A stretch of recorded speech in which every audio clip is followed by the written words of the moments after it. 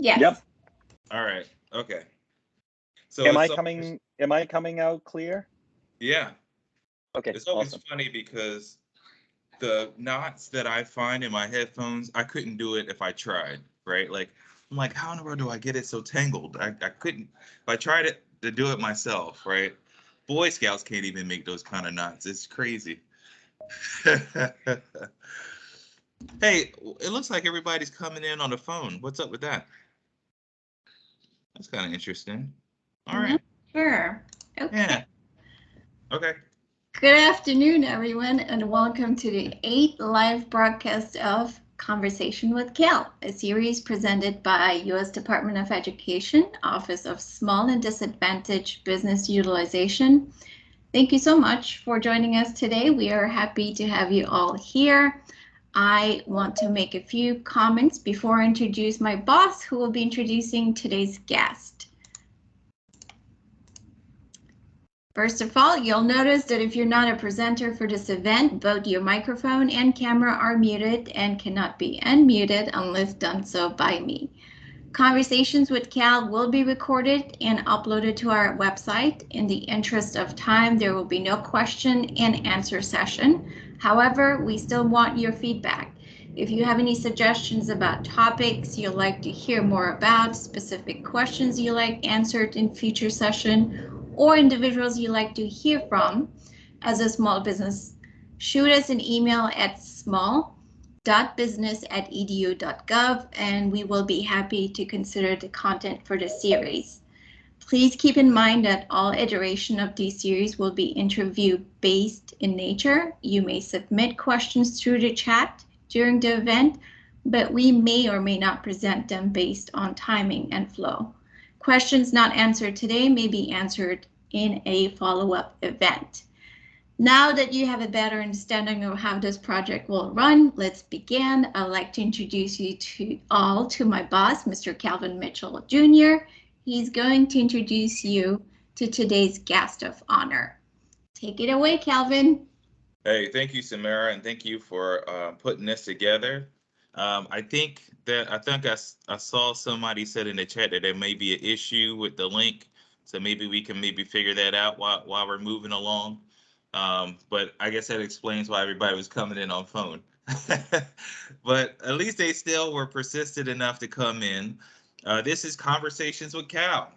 Conversations with Cal is a podcast style format where I interview a successful entrepreneur in the government contracting space, really so that we can learn about success, about some I'm not going to say failures, but missteps, and how that we collectively can become stronger as small businesses.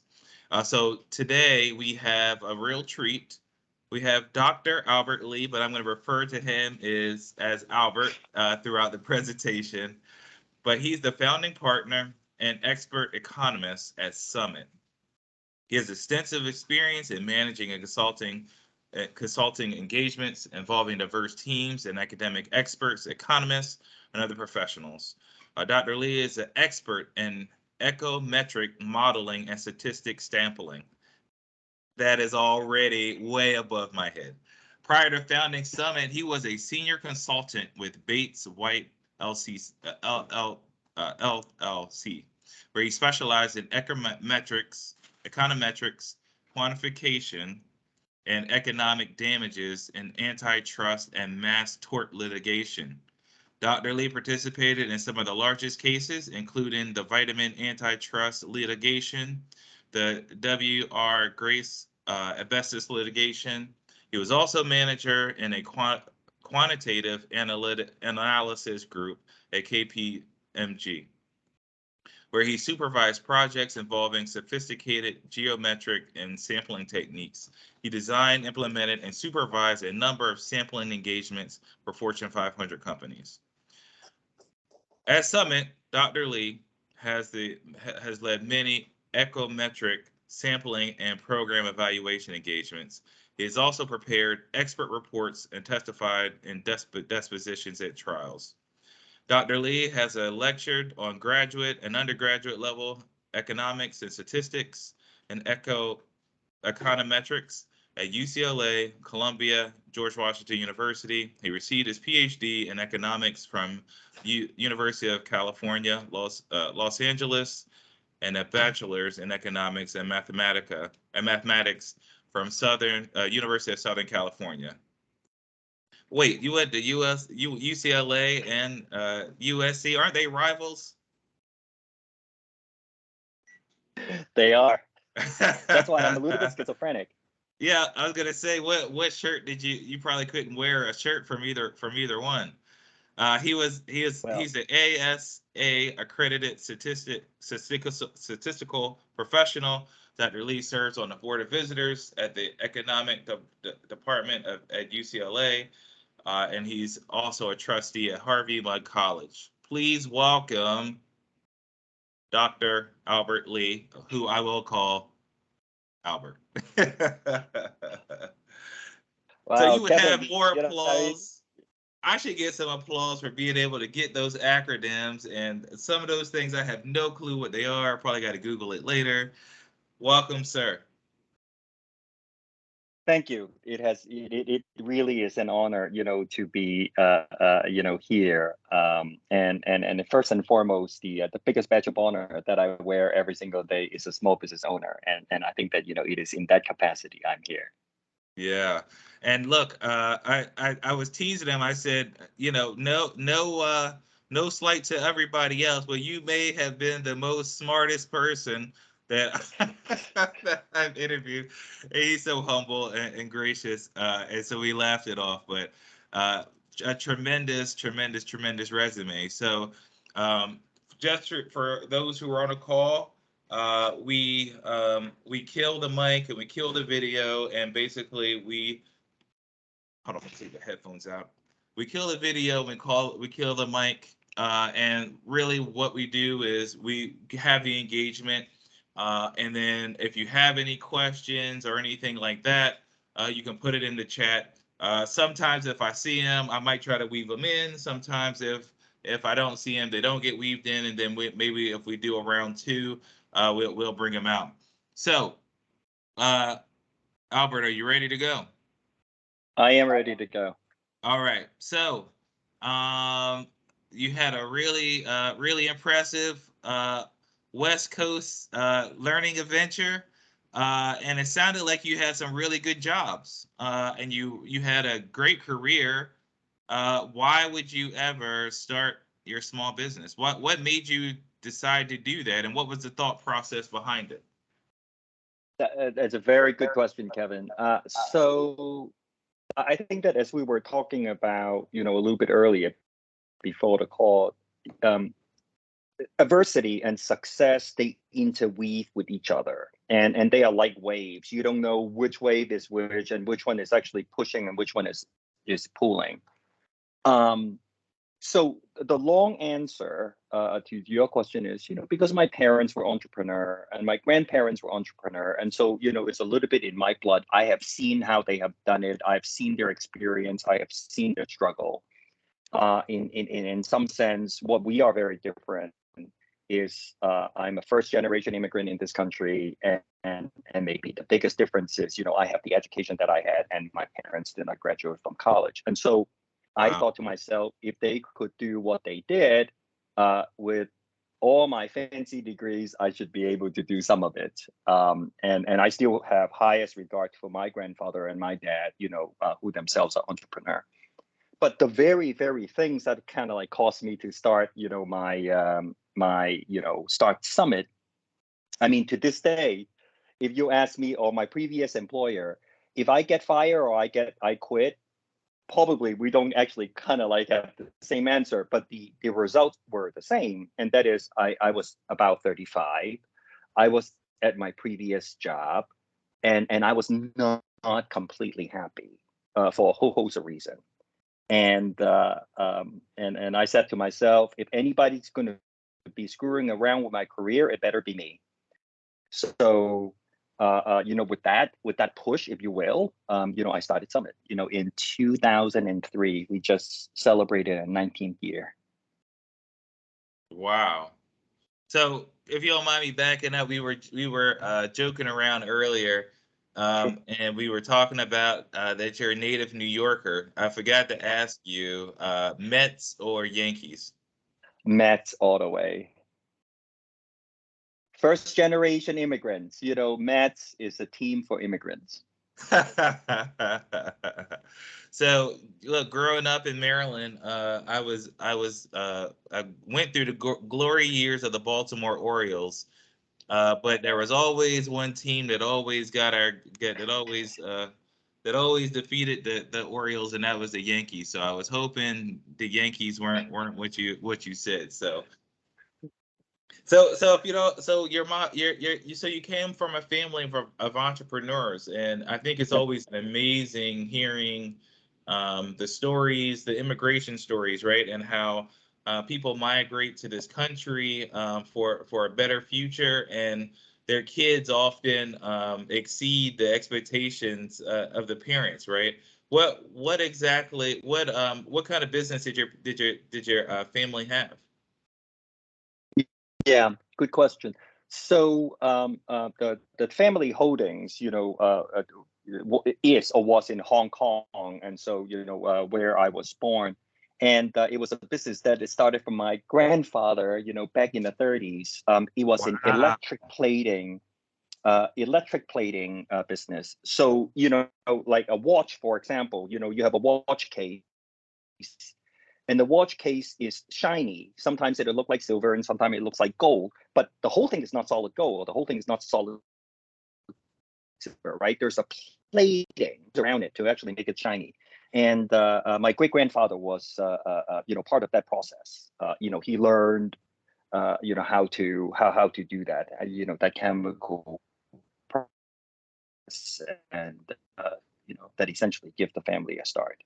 Wow, that's amazing. That's amazing. So uh, I think that might resonate with a lot of our small businesses, right? That entrepreneur spirit was with you and resonated with you very much. And so that kind of helps to explain why although that I say so you graduated school in California, you then did what? So I graduated school in California, and so I'm an economist, a newly mint PhD, and in Los Angeles, it's very difficult to make a living as an economist, believe it or not. Really? I remember graduating, and talking to friends, and I tell them that I'm an economist, and they literally ask me which part of the movie is that, and and I said in economics, is not any part of the movies. And I put my resume out. The next thing I know, of course, is Washington. And Washington is a very interesting town in that the type of economics that I do happens to carry a great deal of currency.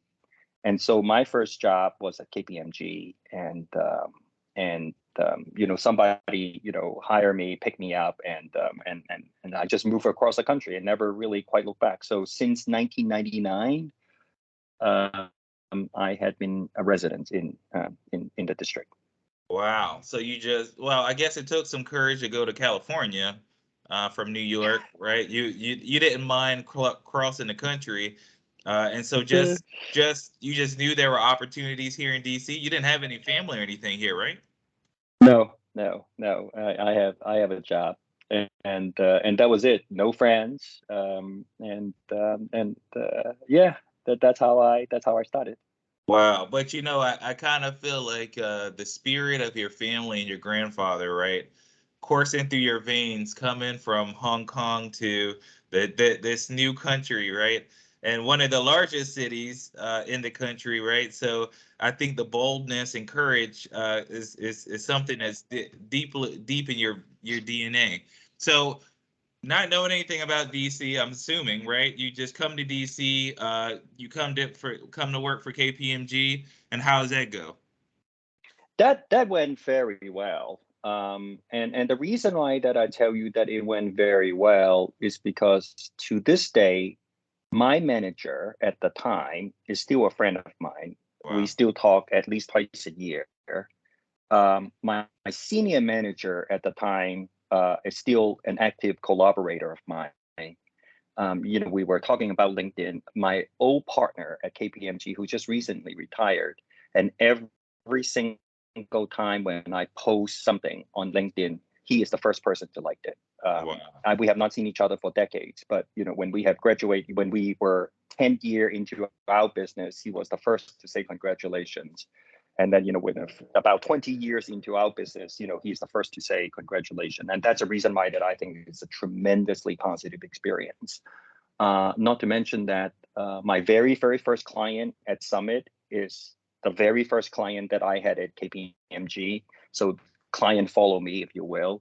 And I learn a lot. Things that I do right now, to a huge extent, I learned on my first job. So when I just basically look back, at the start of my career, and I could not ask for a better start. So let's go back to that. So you were doing what you came to DC. You were learning the town, right? I'm sure you were taking the Amtrak or the bus up to New York to visit family and come back, right? Right. So you were getting acclimated in. You got a great job with KPMG, and then what happened? Well, so there's always a person.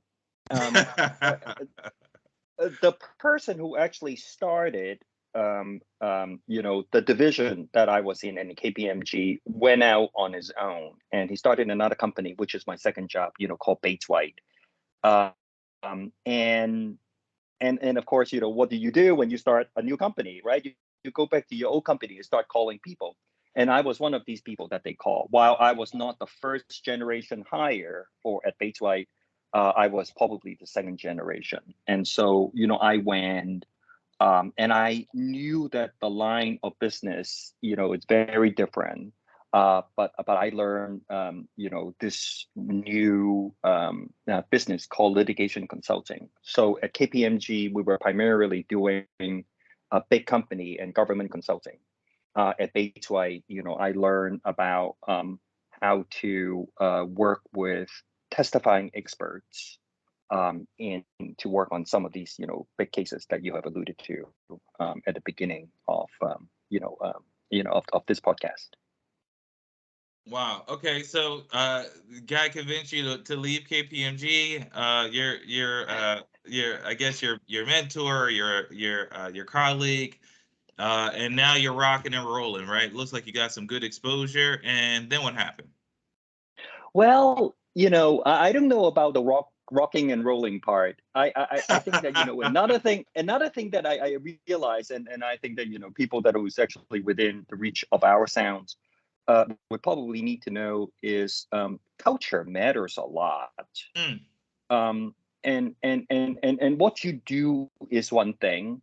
How you do it and what is acceptable, what your colleagues are like, is essentially a function of culture. And while I like what I was doing at Bates White, learned tremendously, and in fact still doing some of the things that I was doing in Bates White, the culture didn't really quite fit me. And at that time, again, I was 35, and I thought to myself, an economist, you kind of like do these little math in your head. And then, you might remember your microeconomics, this thing called marginal benefit versus marginal cost. And so a decision making is, when the marginal benefit is much larger than the marginal cost, you do it. And so I was sitting there, thinking to myself, I was like, well, should I or should I not start my own thing? And I say, well, if I stay in Bates White, what would happen? Well, the marginal benefit is I would get another job. I would have another additional year of experience. I might have another year of client exposure, right? So that is the marginal benefit. Well, so what's the marginal cost for me? The marginal cost for me at that time was I said, well, if I started my own business, going out on my own, I could fail. But if I were to fail, I would still be in my mid 30s or maybe late 30s. I can still go back to the market. I can still go back to the labor market, and I would still be marketable.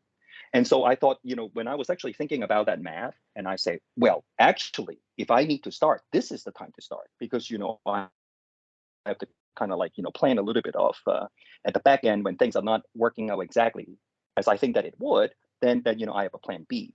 So that kind of like, behooved me to, again, not knowing if I were fire or quit, start out, or come out on my own.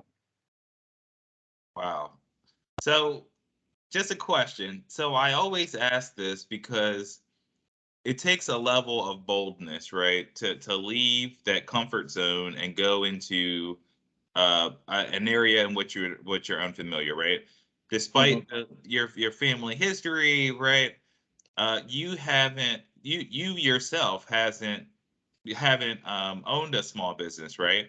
But so when you told your parents, hey, you know what, I'm gonna go out on my own and start this company, what was some of the feedback you were getting?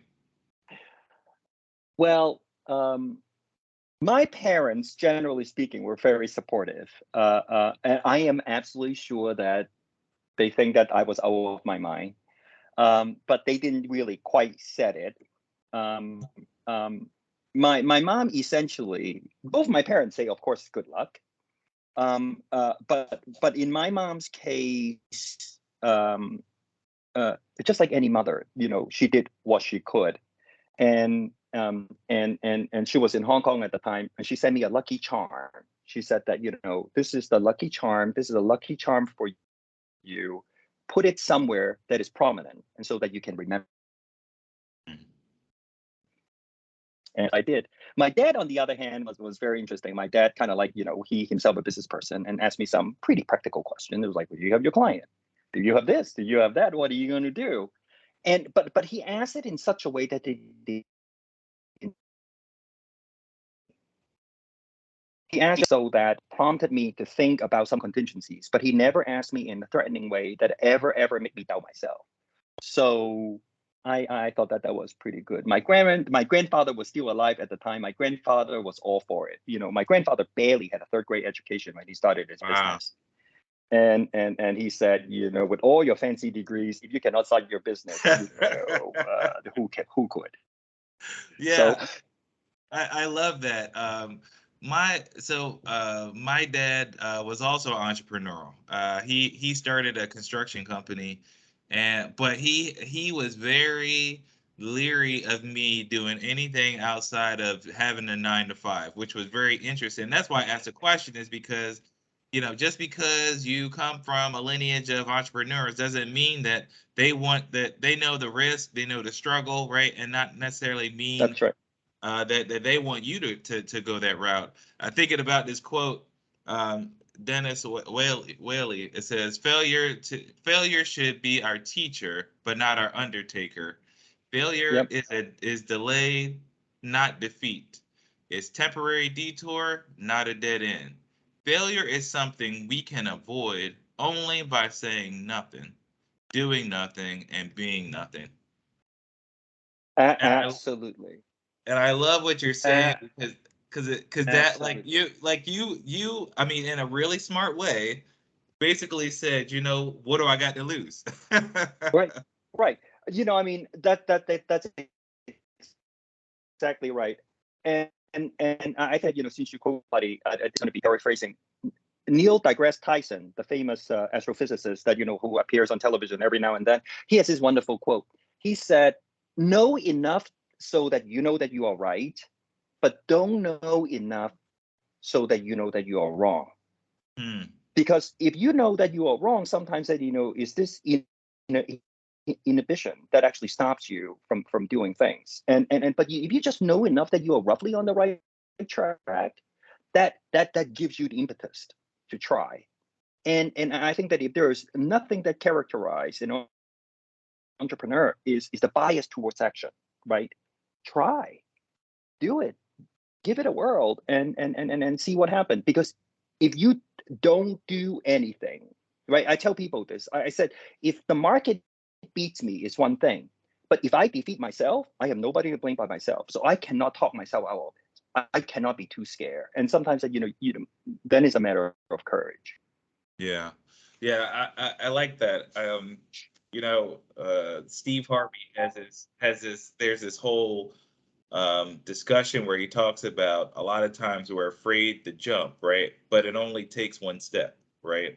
And I really like what you said, because there's a lot of businesses that are either maybe looking to take that next step, or even maybe looking to step into the GovCon world. There's so many opportunities that people are not seizing because they're not grabbing, right? They're not reaching out. They're not embracing their drive, right? All because of fear, right? And fear can really paralyze us. I think it's important that you kind of had a good network, right? But I think at the end of the day, no matter what anybody said, you still knew what you wanted and where you wanted to go. Absolutely. So fast forward 20 years from now, how many employees do you have on your team? Oh, Ballpark. well, ballpark, 120. 120 people. Okay. Yep. And what would you say is kind of like your revenue, just ballpark? Um, um, 35 million is what we are expecting, but if we do something right, probably 40. Right. So I'm sure 20 years ago, you didn't think you may be in this spot, right? I think your rationale worked out for you, right? Because like you said, the only thing that could stop you is you. Um, and I think this also starts another conversation for us, right? Because there's a reason why you started off in this consulting space, and that's because, hey, this is where I know I can really carry the water, right? This is where I know that this is my bread and butter. So let's walk through. Okay, how did you identify that government contracting is the space that you wanted to operate in? And did you start commercial first, or did you hop right into government contracting? Can you walk us through that process? Sure. I think that I probably had, one or two small litigation work, before I started, doing government consulting. So, I mentioned to you that my very first client when I came out of my own was my first client at KPMG. So I came out on my own. We were reconnected, and to this day, he's still a very good friend of mine. And he said, Albert, yeah, I have this. I have this. We are a sub. I'm looking for an econometrician, and could you help me with this? And we need to do this one particular estimation thing. And I say, okay, well, I'm on my own. I don't want to become your subsidiary. So I said, well, I will do this 3 days a week, so that I can actually reserve 2 days to myself. And working on this. And the very first engagement was at HUD, at Office of Evaluation, and estimating the likelihood for one of their insurance portfolio going default. And it was actually a multifamily stuff. I know nothing about housing economics. I knew nothing about housing finance, but I knew econometrics. I know about the data. I know how to condition them so that I can actually perform some estimation.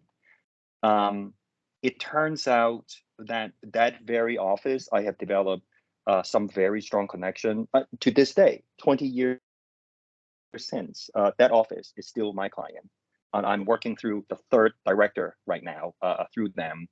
And I was there. I told you that I'm going to be there. 3 days. I was there 5, 6, 7 days a week Wow. for 7 years. Wow.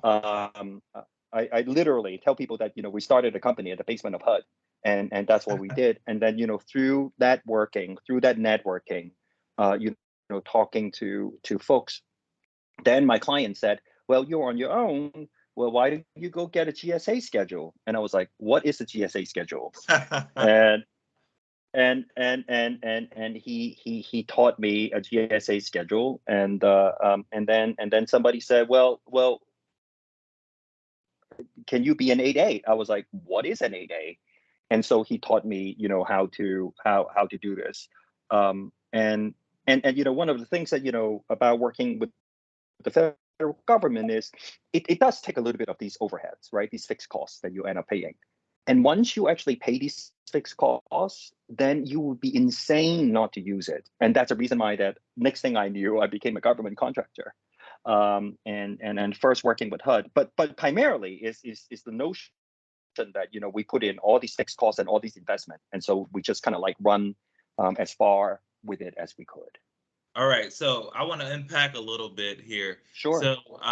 So one thing that I'm seeing that's important to you, and it seems like it's in the fabric of your culture, of your rationale, and just who you are, is relationships are very important, and you value relationships, and that you make sure that the relationships stay. I want to say that there's integrity in the relationships. Absolutely. So much so that you're able to pivot those relationships to opportunities. Is that accurate? Completely. I tell people this all the time. When I say it, it's kind of obvious. I say things don't give opportunities. People do. People gives opportunity. And so every relationship that you have, you want to be very careful with it. So that's number one. So that is kind of like at the ticking end, but it's also influence the way in which that we serve them. Because if we are thinking relationship kind of like get a bad name, but I think that there's a good, wonderful way to think about it. Because if you actually have relationship with your clients, the work that you do for them is not transactional. You don't think one day, you don't think 1 year, you think 10 years. And so because of that longer term thinking, you actually provide much better service. It was like, hey, you know what? A little bit more of me right now, because the statement of work was not completely clear. I can actually pick that. I say I knew what the intent of what you said was. I will make sure that the intent of that contract is fulfilled. A deficient language notwithstanding. You can do it up to a point in an open space, but my experience is if you actually have your client's best interest in mind, the system reflects that. The system, shows that. So that's the reason why that we differentiate, a business versus relationship. I tell some of my clients, when I tell them I become so close to them, and somehow that they move jobs, and they are no longer my clients. I said, "Oh, great, congratulations! Now you graduated, to my favorite level of interaction. Now you are my friends." Yeah. And that's what I want. Yeah, I really like that, because a lot of times when we're talking about how you're booking business, how do you plan growth strategies, how do you develop capture, I tell companies a lot of times, just because it's not because I'm like, a businessman myself, but just, hey, your relationships are going to be the pivotal point that make you successful. And I like how we really unpack this, because and how you really took us through this journey, because subcontracting was your bread and butter, right?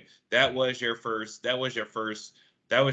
opportunity, and from that, the relationships allowed other opportunities to come in. Then all you had to do is get that GSA schedule, right? So my assumption is once you got on the GSA schedule, they put you in a different position where that your customer now was trying to get through to you through the GSA schedule. And then they said, hey, we want an even more exclusive relationship where we don't have to do the rule of two or have to do some other things on GSA schedule. So can you get into the 8A program so that way we can have a more exclusive relationship where we can do sole source requirements with you?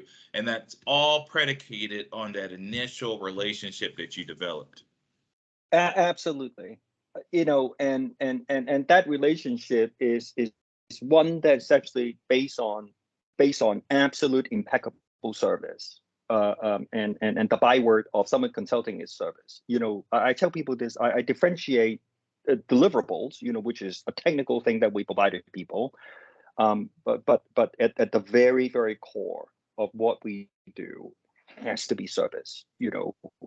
Just like relationship or opportunities is people to people type of interaction. Likewise, service. I serve a person with name, with ambition, with emotion, with everything else, and that's how that is really the foundation of the relationship. You said something else too, Albert, that I wanted to shine a light on and spotlight. Mm-hmm. Past performance is everything, but your Yep. expertise that you provide to a customer is invaluable, right? Don't assume that the customer has absolutely nailed down a requirement, right? There may be some room for you to provide some insight into a scope of work, a performance work statement, whatever that document may be, to help the customer to really get at what they want, right? I tell them all the time, right? So internally, my team would tell you, I'm a little bit of a rebel rouser. I'm a little bit of a I like to push back, right? Because they'll tell me, oh, Calvin, we have to use insert large company because they have this level of expertise, right? But I tell them all the time, if you go to that company, they are going to charge you exactly what you have prescribed in your scope of work. Even though they already know that you have flaws, you have more than you need. You don't need 30 licenses, you need 10, right? But they don't care, right? They're gonna put a project manager to it. They're gonna source that requirement, and they're gonna charge you, probably overcharge you a labor rate, all because you feel like that they have your best interest in mind and not profit, which is absolute ludicrous, right? I tell them all the time the benefits of a small business, particularly when we're in the 8A environment, is we have the ability to do what I call alpha contracting, which isn't a FAR, but where we are able to collaboratively develop requirements. And since we're in a negotiated environment, we have the ability to refine requirements. So you pay for only what you need and not what you think you want. Yep.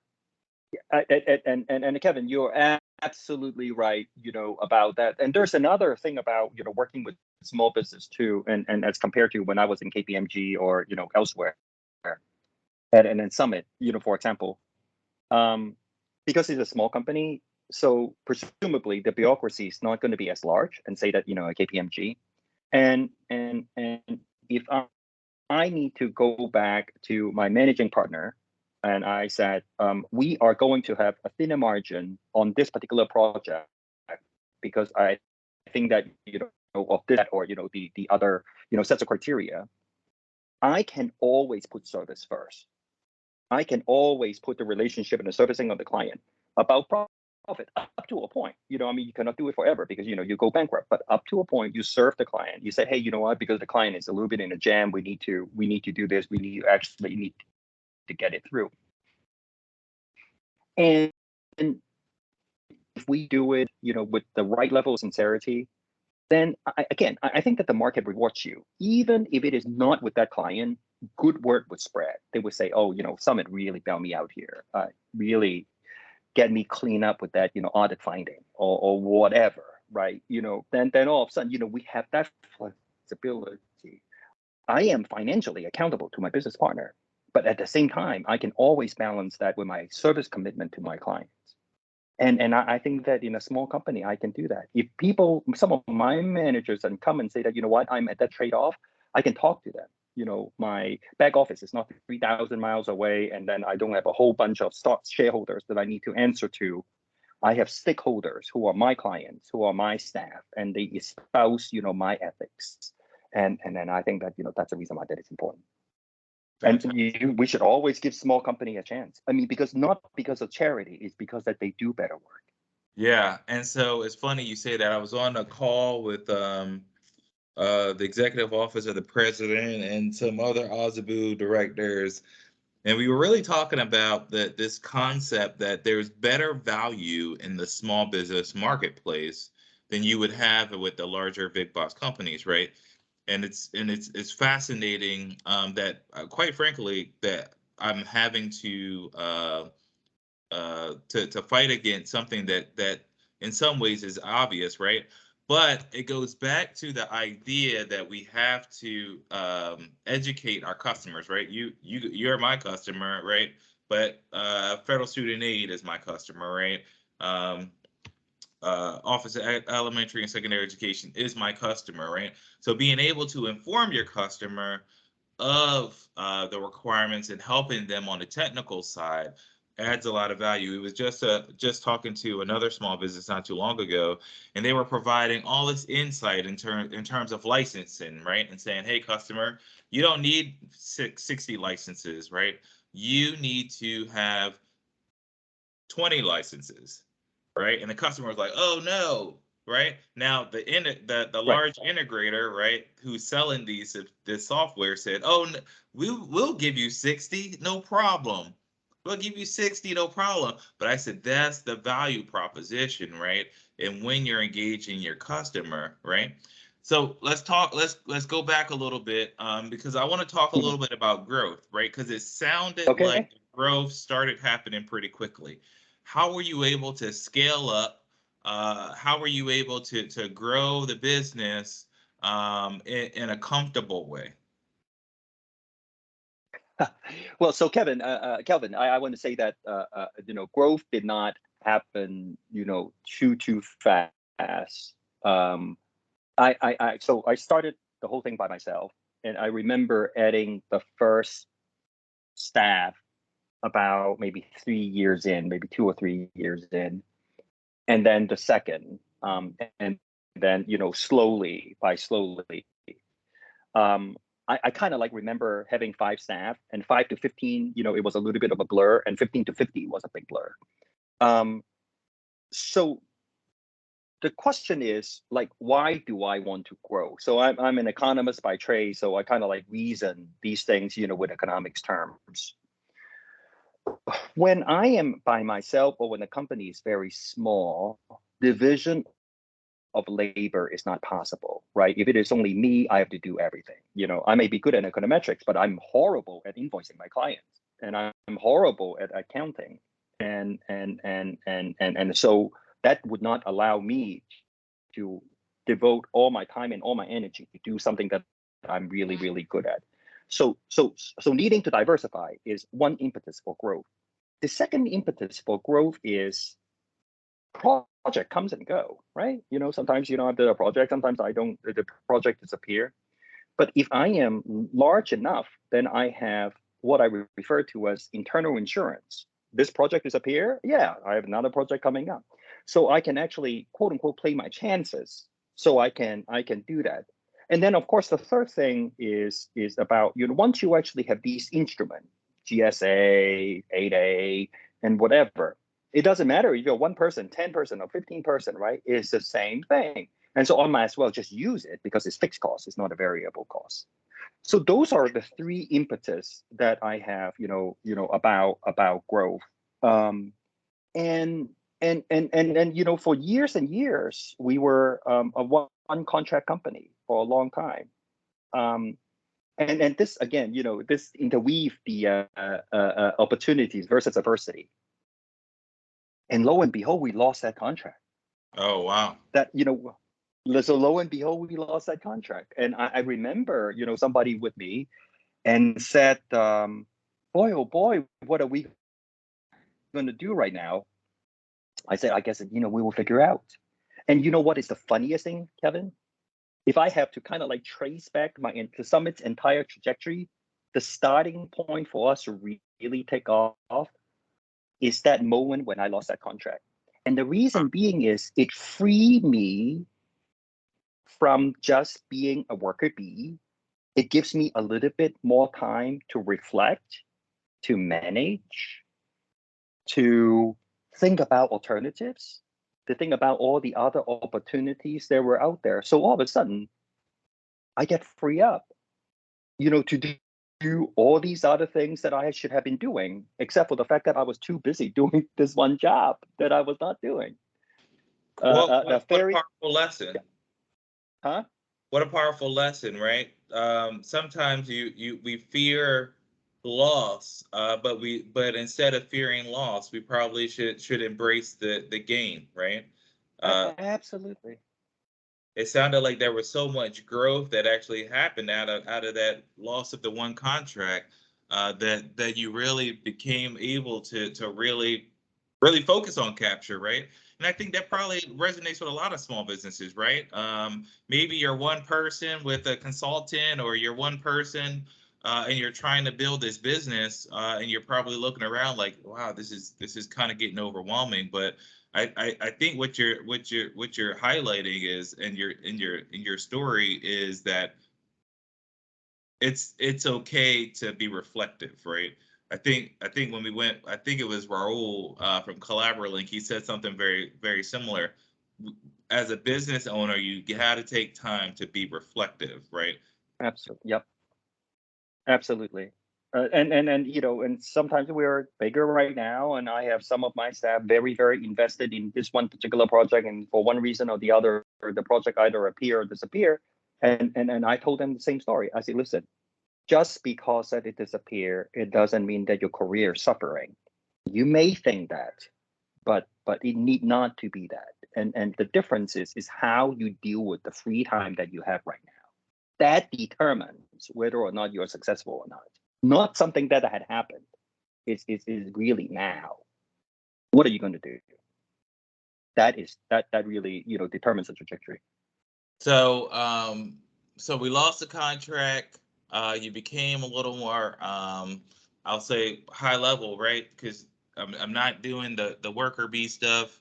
I was able to pull out. What was your next move? How did you keep the growth going? Yeah.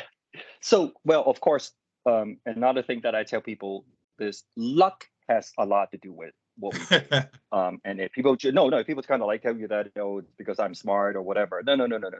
A lot of what I do is luck. Now, what I do with luck is up to me, but luck is still there. So I think that happened in 2009, around 2009 and 2010, and you might remember that there was an economic meltdown going on, much like the CARES Act going on, right? Vice President Biden at the time, was in charge of the American Recovery Act, and they were spending money, and stuff like that. And I remember, again, kind of like at the cafeteria at HUD, and when Congress was debating that bill, literally 8 o'clock and 9 o'clock at night, I was at HUD. I don't know why. A client walked past, and a client said, well, boy, my program, he literally said, I don't know if Congress is going to give my program 20 million or 20 billion.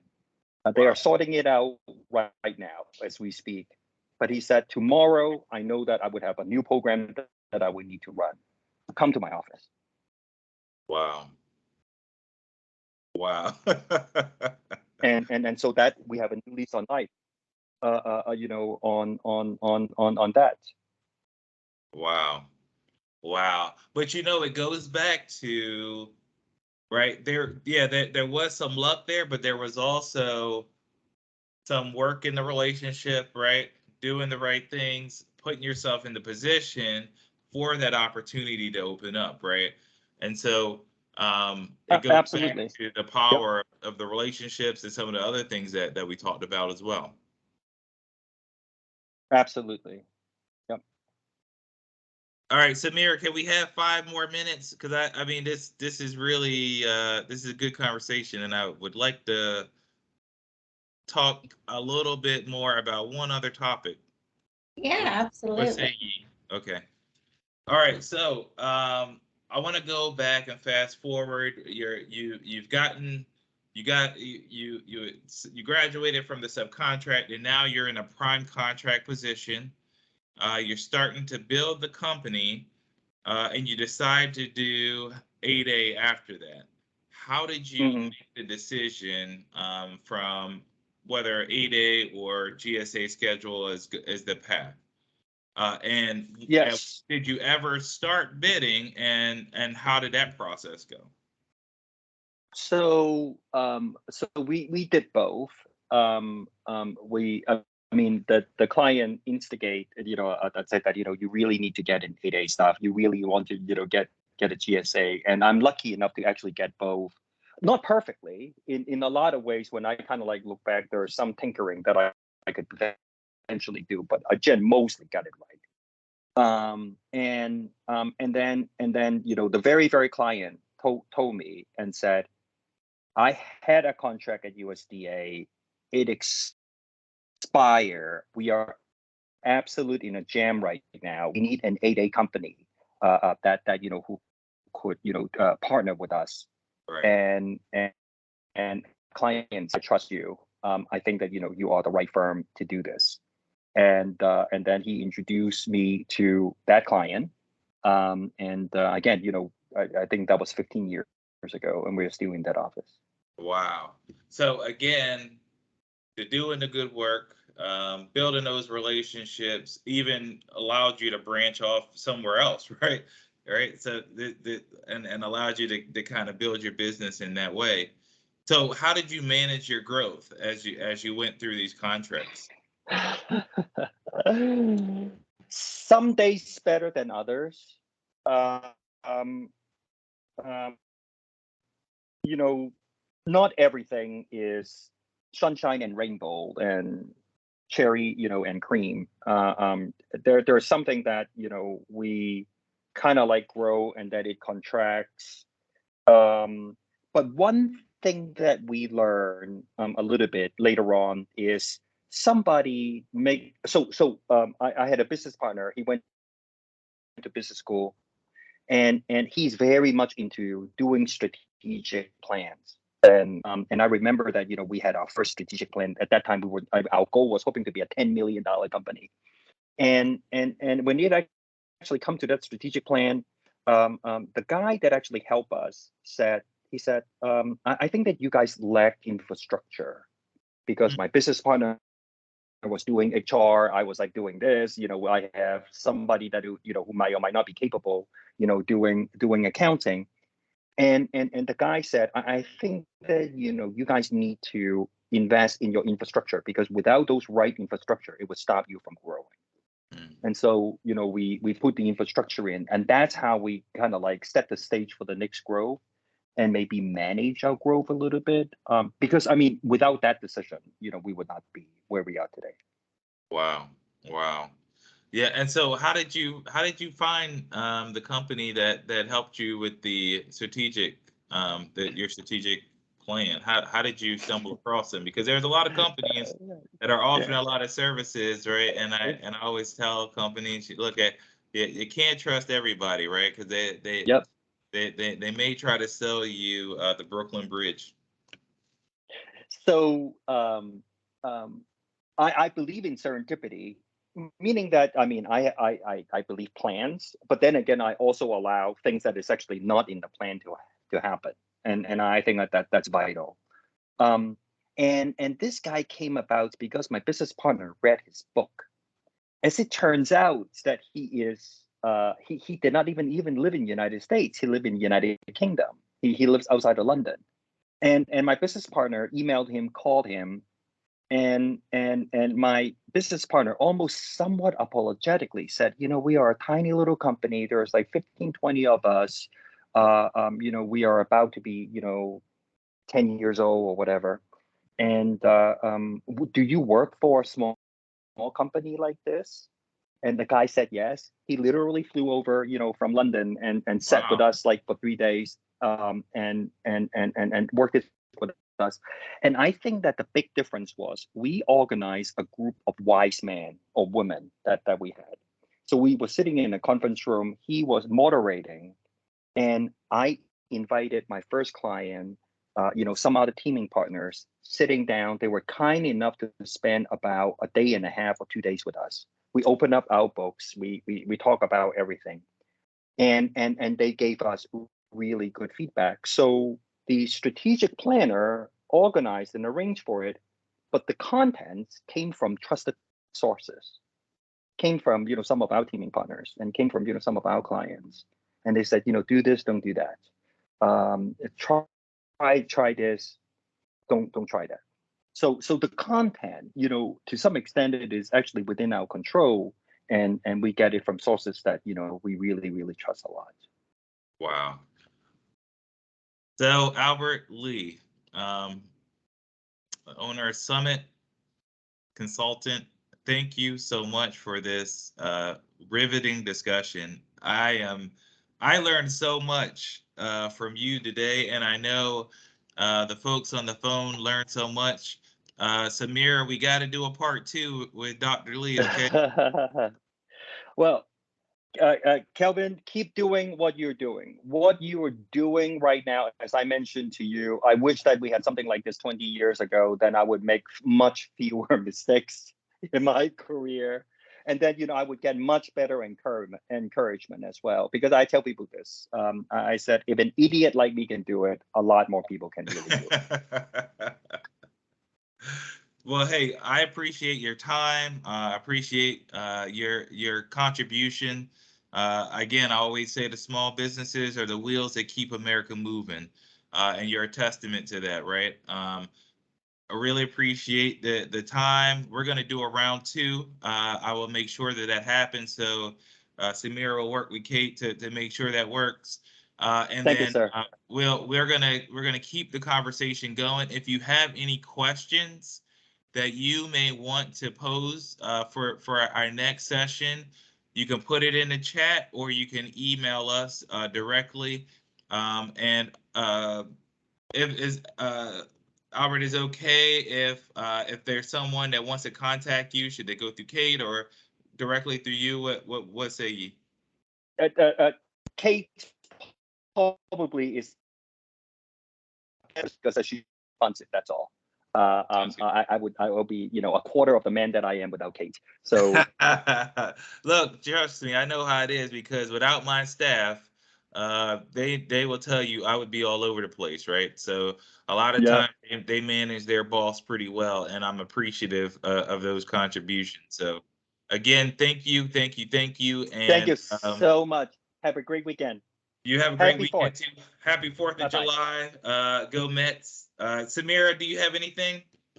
No, I do not. Thank you both for this meaningful and informative conversation, and have a wonderful evening. Thank you.